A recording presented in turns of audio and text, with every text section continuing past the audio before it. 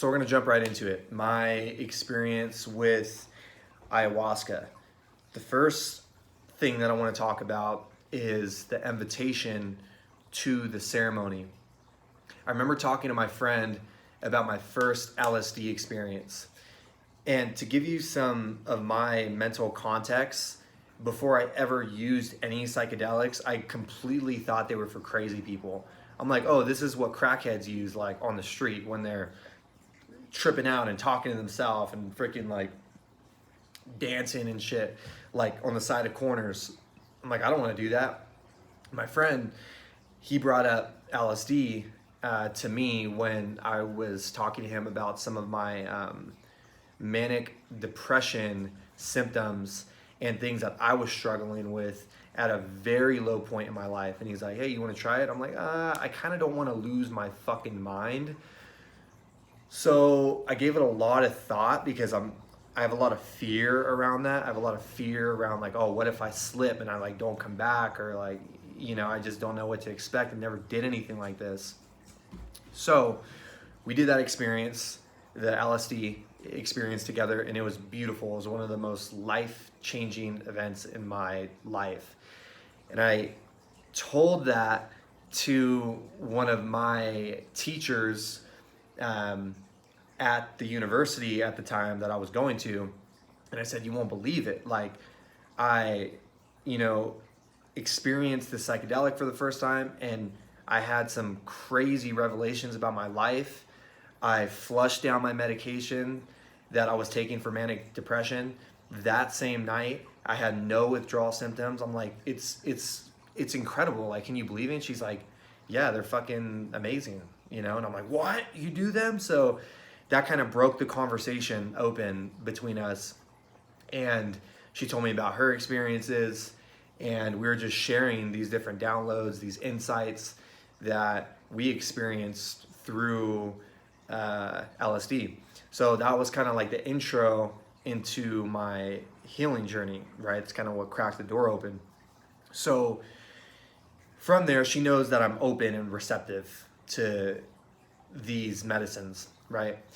So she gives me an invitation to go to a hot spring. So I'm like, what is that? What's a hot spring? Because I always just heard of like hot tubs where you just sit with your friends in like chlorine filled like water. And she's like, oh yeah, you can go to these like natural hot pools, and it's like natural mineral water that come up, and I think it'd be awesome for you. I experienced that, and I literally went back every fucking weekend. Like, I loved it. I would just go there by myself and just hang out and just be a fucking loner out there, talk to people, and just really be in nature and be with myself. So when she kind of saw that I was doing inner work like that on my own, a lot of the time I was telling her about those experiences too at the hot springs. They're epic. They're so sick. If you ever get the opportunity, you should 100% go.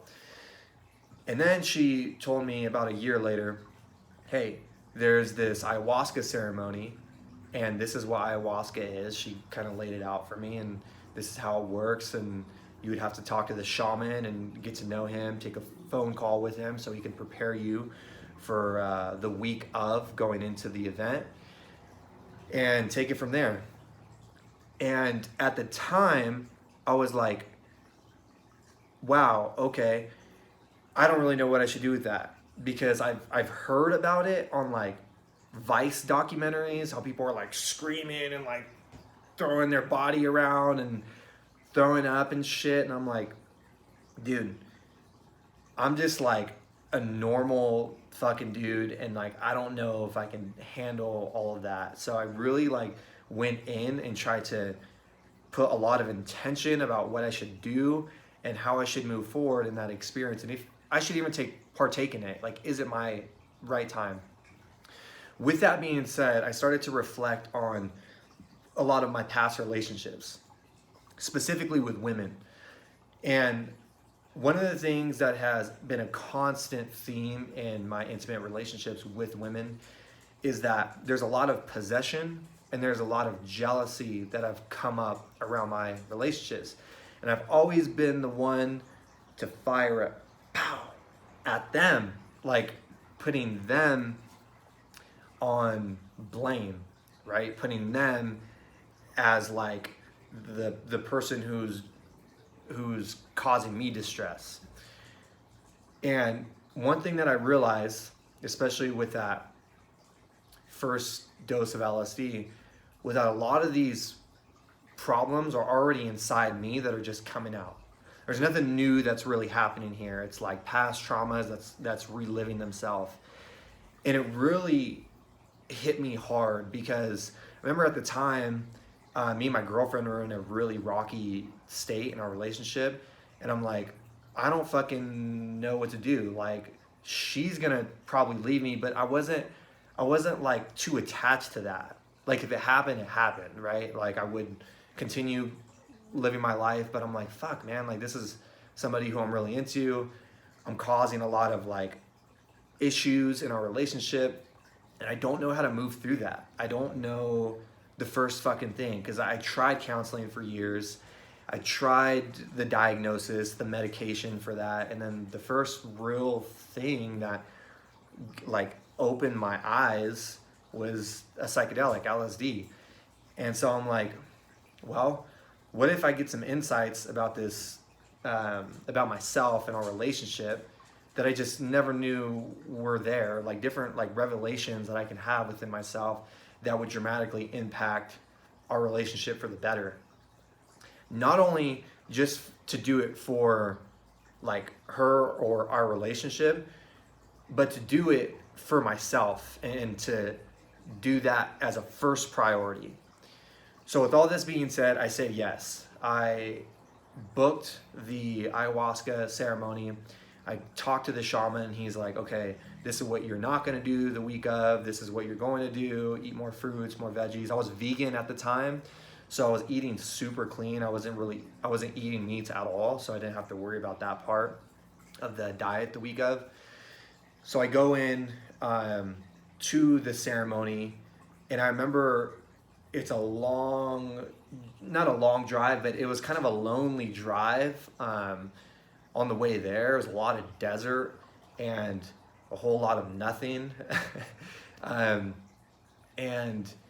it was crazy. It was like out in the middle of nowhere. I get to this place, I meet the shaman, I meet the people who were there, and it was interesting because I thought, like, going into it, I thought a bunch of like hippie ass people were gonna be there, like people who like live in caves or something, you know, like you have these misconceptions of like what people you think would be into this. And I kind of had this whole picture or story laid out in my head, but it wasn't. It was like super, super successful people who were there, very powerful people who were there. And it kind of like, it was kind of intimidating. I'm like, damn, like these are like owners of places, people who run shit, like who have, I don't want to say control of their life, but like they have taken a degree of deep ownership of their life. And I'm like, wow, this is like inspiring. So when we finally drink the ayahuasca, I know I'm kind of like hopping around here. I just want to get to that. We drink it, and I remember it being like around 4 p.m., 5 p.m., because the shaman was running a little bit late. Let me backtrack real quick. My brain's like going a million miles per hour right now. The shaman, before he gives the drinks out to everyone, he blesses the room and goes around and sages it and lays a protection barrier. And I 100% believe in this, because if you've ever had somebody who's at a psychedelic and they fucking completely lose their mind, not that that can't happen, like even when you have a shaman there, but I think it's very, very important to have somebody who keeps the place that you're at sacred and protected. Like they know how to clean it out before you even get started. Because I think a lot of the time when people start like taking these more powerful medicines, they can lose themselves. It's almost like their soul gets like outside of their body, and they don't know how to guide it. And if they're just with a friend or at a party, like that could be really fucking traumatic for someone. So after he blesses the area and lays down a protection barrier, we drink the ayahuasca. And I just had one cup. It tastes like old prunes, like old freaking like brewed prunes. That's the only way I could describe it. And so I didn't want to be inside. I took my journal, I went outside, and it was very interesting because when I started journaling, I remember clouds that just started to form over the house that we were at, very, very fast, and very dark clouds that were forming over the house. And then as I was starting to write, like more and more and more, the rain started coming down, and it felt like it was just like clearing my body out. I don't even know how to describe it. Like it was just clearing me out. And when it started raining harder, I closed the notebook, and I remember positioning my back over this log that I was sitting on, and I just started breathing very deep belly breathing, in and out, in and out. And then I started hearing thunder coming down, doom, doom, doom. And I was just, it was like that energy of like the nature and the sky was like breaking up some dense energy like inside myself or something. I know that sounds super fucking like woo-woo and out there, but I really did feel like it was clearing just like, I don't know, my energy channels or something. Like it was opening me up and preparing me for the actual medicine journey. And I was just out there breathing. Deep breaths. I could feel it in my chest and my stomach just opening. And then when I sat back up on the log, I remember feeling my hips moving and swaying. And the ayahuasca brew that you drink is a vine. It comes from the Amazon. And for me, when it started to kick in, I could feel it in my hips, and I could start to feel it almost snake between my spine. And then it wrapped itself around, and I'm like, I think I'm going in right now. Like, I think it's time. So I went to go lay down back in the house, and it was really scary because I remember hearing people that were like, almost like they wanted to throw up or something, or like they were trying to like cough out like a parasite.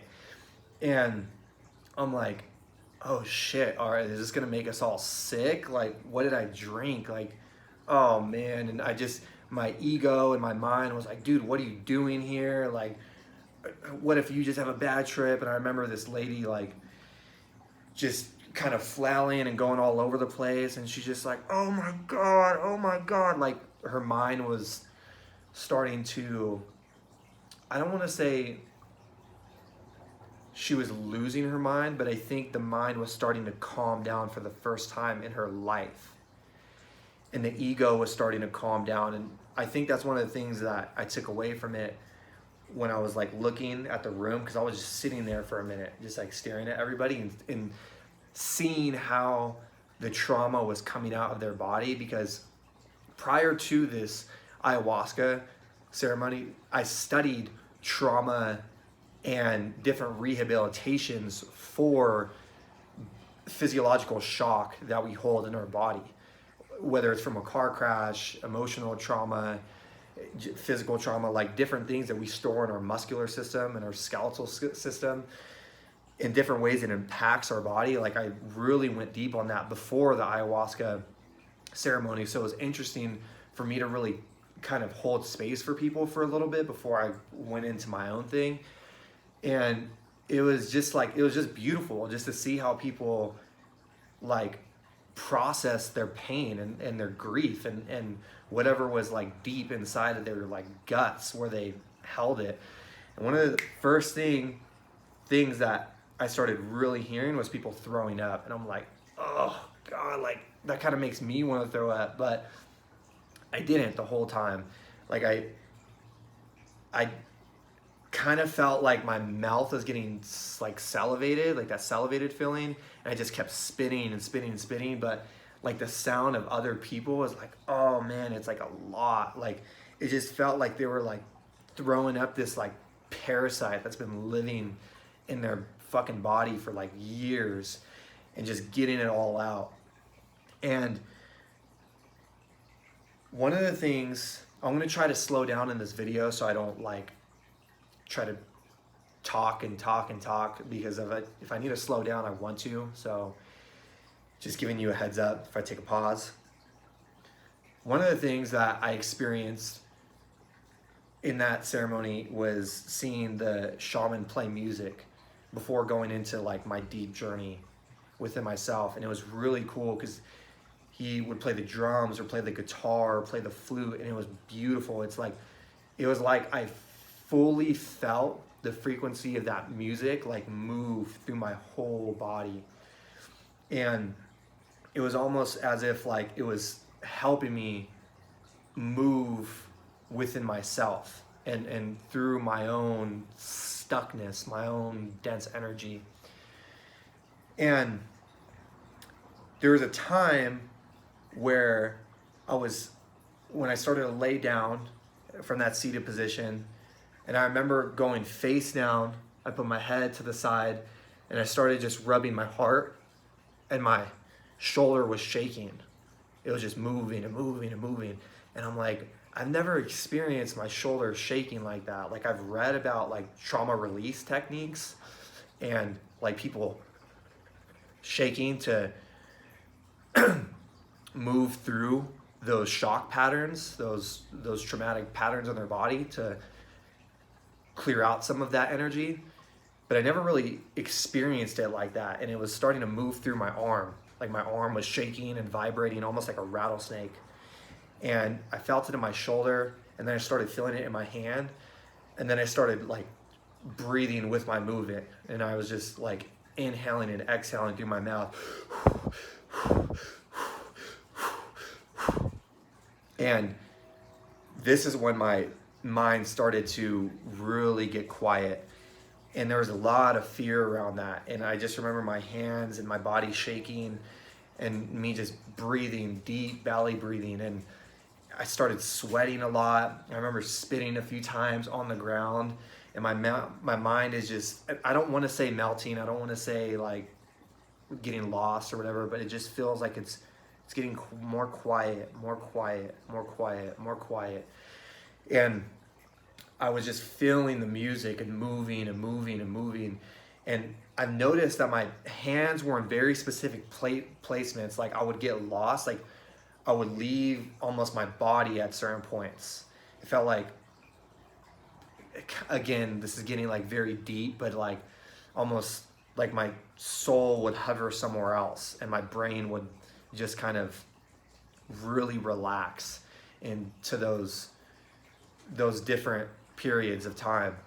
And I felt my hands on my throat at one point and massaging my head and moving it and shaking my face and shaking my head. And at one point my freaking hands were like entangled in my mouth and massaging my gums and my inside of my lips.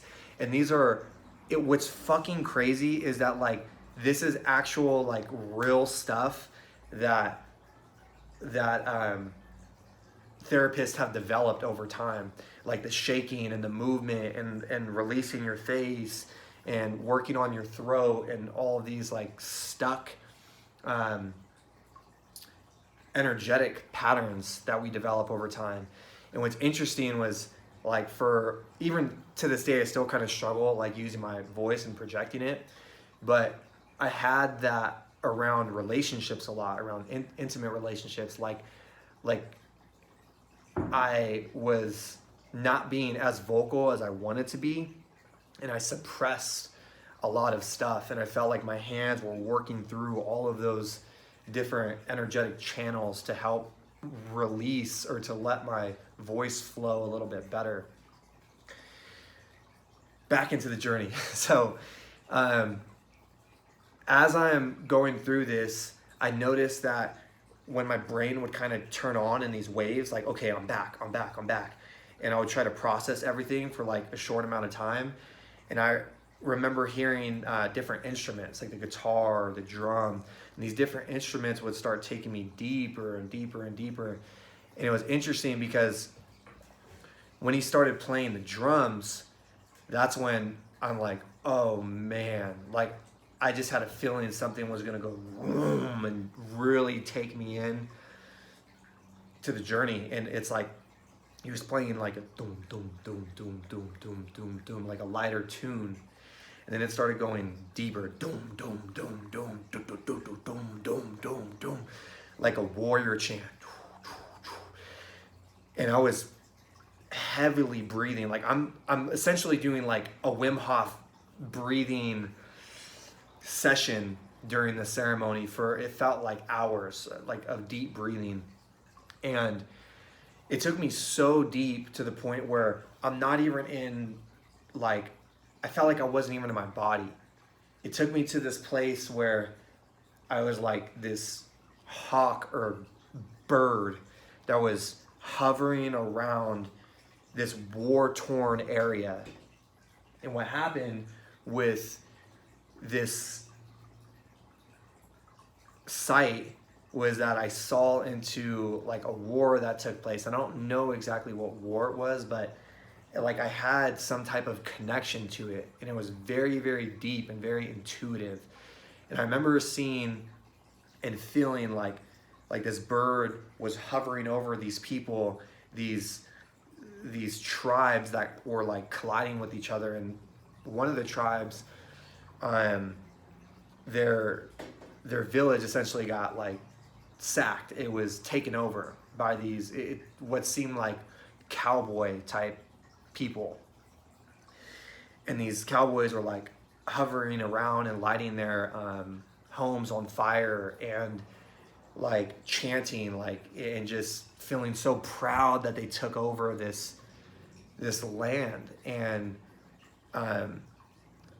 the tribe that was sent out of there, like there was so much like misery and grief and shame, like from the men who couldn't like defend themselves. And it was just like, fuck, dude, I was like in my guts like for a long time. And I just like remember being like hurled over in the fetal position, like and I just feeling it in my fucking guts, like the pain and like the pride and like the shame that went into that, but like this quest to conquer.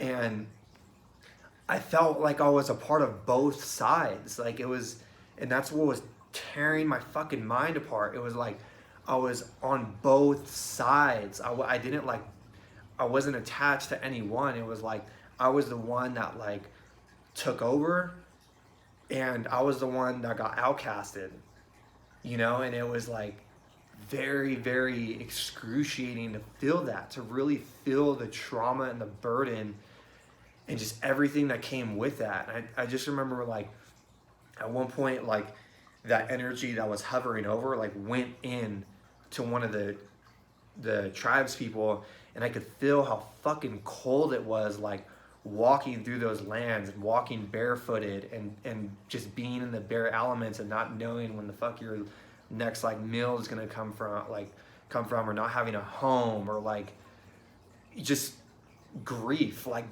really feeling the depth of that. And that took place for a long time. Like I stayed there for some reason for a very long time and felt like the deep agony of that experience. And again, I don't know like what war that was or like what specifically like that came from, but it was something that was like, that felt deep within inside me. And I started to move through that when the shaman was playing the flute. And it was beautiful because I felt like this really dense energy like just curled up into a fucking like ball. And I started getting more like expansive and like elongated and just being a little more loose. And I remember this thing that was coming up at the end of my journey was like, relax into yourself. relax into yourself. And there's a part of my ego that was like screaming, like, no, no, no. And the medicine just, it kept reminding me of that, like, relax, relax, relax. Like, you're okay. It's gonna be okay. Relax. And I got to a certain point where my breath was like, to,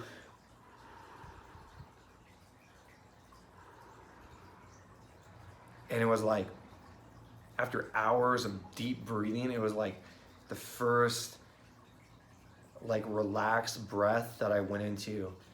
And it was beautiful. It was like, man, it felt like the first like breath coming out of the womb or something, like a new life, or like every cell in your body has been replaced by like just a different energy or restorative energy. And essentially, like, I'm one of the people who is like, it just takes longer for me to process stuff. So I was still kind of like on my mat and like going through these things as like everybody was starting to come up. And I remember the shaman saying like, hey, do you guys want some cacao? We're gonna end the ceremony with some cacao. And then it got around all the way around to me where I was. He's like, Chris, would you like some cacao? And I just waved him off. I was like face down. I just waved him. I'm like, no, thank you. And he just passed the cacao around, and everybody kind of went off to sleep. And then I got up and I stared at this candle that was lit like between all of us. And I just stared at the candle for like 15, 20 minutes and just kind of let my mind come back and just try to relax into the situation and into like kind of like a rebirth almost. And then I felt really fucking dehydrated, and I'm like, I need some watermelon. So I went to the refrigerator and I found a big ass bowl of watermelon, and I took a few pieces. I went upstairs where everybody was stargazing, and I started to lay down and talked with a few of my friends out there, and it was just beautiful. We watched the stars, and it was just an incredible way to just put a cap on the journey. And yeah, it was one of those life-changing experiences. Like, looking back on it, I'm so glad I took that invitation, and I took the call, because it's like, you never know when you'll get an opportunity like that. And I really believe in invitations. Like, if somebody like invites you to do something, there's probably a reason for that. And to take it, I wouldn't say like to take it every time, but like, it's just, maybe it is the right time, you know? So if like you have an invitation to go to do something like that, it might be a cool experience. It might be a transformative experience. So now comes the integration process. I'm back home, and my girlfriend's like, how was it? And I'm like, I need a second, like, to settle in. I just didn't even know where to start. And one of the things that I found after the ayahuasca ceremony was that like my possession, or like my jealousy around our relationship, that literally at one point was going to end the fucking relationship. Like, there was something about that ayahuasca experience that helped me move through that possessiveness and those jealous tendencies. And it helped to, I don't know if I want to say embody them, or to like honor them more through like what I saw or different experiences that I felt through that ceremony. But literally overnight, I felt like it cleansed me of that. Like, I don't remember a time after that period where I have gotten into an argument with my girlfriend about some jealousy stuff or some like overly possessive type stuff. And that's like a lot of deep work. if you know anything about me, you know how much I've struggled with that in my past. That is like the factor that's ended most of my relationships, are those two things. And to like actually feel like, whoa, like there's a whole nother reality. Like I can be a different person. I can like not react so much based on my own traumas and my own triggers, but I could like respond to my significant other in a completely different way. It was a beautiful experience, because like the only way that can happen is if something inside of you changes, not like doing it solely for your partner. Because even doing that's like very much attachment and very much like a strong ego involved in that. Like, so to feel like this unattachment of like, look, I honor this relationship and I very much appreciate it, but like at the same time, I don't have too much attachment placed in it.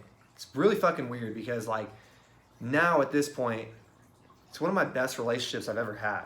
Like seriously, like it's one of my most healthy relationships that I've ever had, but it's like the least possessive I've ever been. It's the least attached I've ever been in a relationship, like after that point.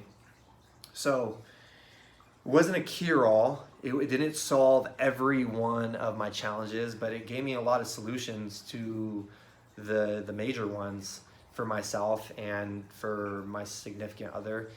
And I have a lot of gratitude for that. I have the utmost respect for the ayahuasca medicine, and I think that it is here to heal the earth.